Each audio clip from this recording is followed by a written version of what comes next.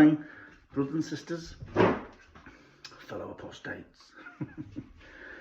Well, just a quick video today, very interesting one nonetheless.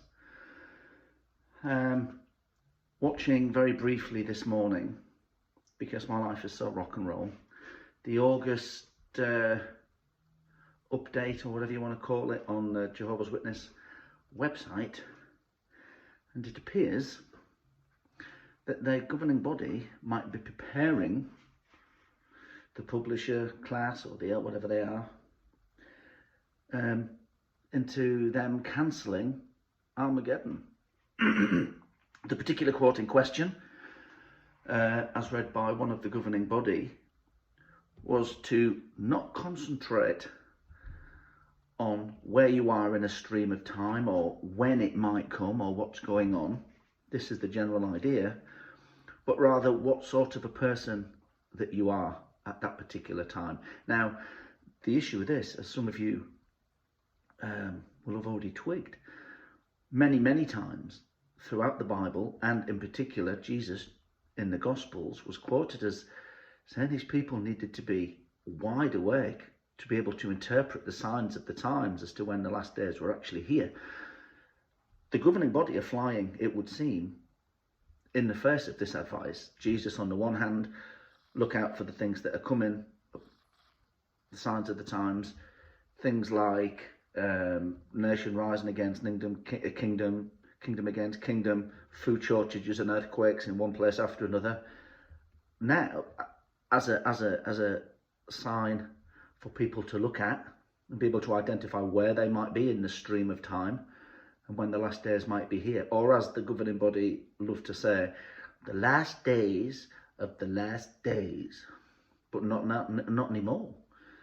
Now, the advice on that podcast or video cast, whatever you want to call it, is don't be overly concerned with a date or when. I mean, how rich is that? Don't be concerned with the date. Don't be concerned with where you are in the stream of time or when we are living. Concentrate on what sort of a person you are.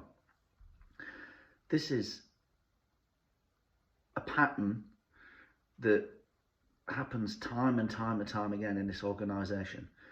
A new light is coming, a new understanding is coming. Sometimes they just come straight out with it.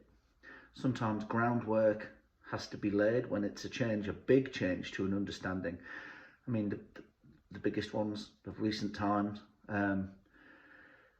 the theological ones regarding the definition of the generation, when it turned out that wasn't going to fly anymore because they were dying. So they have overlapping generations now, which is somewhat bizarre. And then non-theological ones, just nonsense ones, which no one has ever really understood anyway. Men, brothers being allowed to grow beards, and sisters, women being allowed to wear pants or trousers. This is all following a pattern that the governing body have.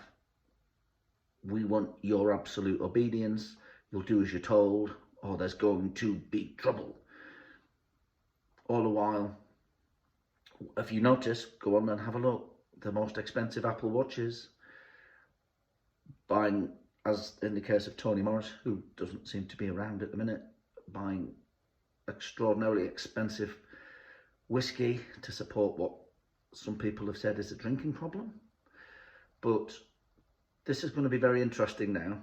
If they start to fiddle around with what Armageddon is and when it's going to be and what might or might not happen, that's going to be fascinating. Because the one thing that I think we can all agree on is that regardless of whether they change it and how they change it and how they spin it, most of the current serving number of Jehovah's Witnesses won't care. They will still, as one of my favourite comedians says, they will still keep eating their shit, rather than actually looking and trying to think through what's going on. You know, this is one of the reasons why higher education is so stigmatized amongst Jehovah's Witnesses, because what it does is it encourages you to think slightly differently And if the publishers start to think slightly differently and see some of the things that are actually going on, then their numbers will dwindle even faster than they are. Interesting. Anyway, I thought that would just be a quick update for today. This is a return of this t-shirt. This is the one that guy said was the devil's sign and a Satan sign or something like that. Again, this is just a West Side Barbell t-shirt, and that was Louis Simmons' thing for West Side, the W, whatever it is, and his date of birth. So it's nothing to do with the devil. It's nothing to do with apostasy. That's this. But anyway, I will catch you next time with something a little bit longer and more meaty. Well, meaty. This is meaty enough, I suppose. But in the meantime, stay strong, and I will catch you later. Bye-bye.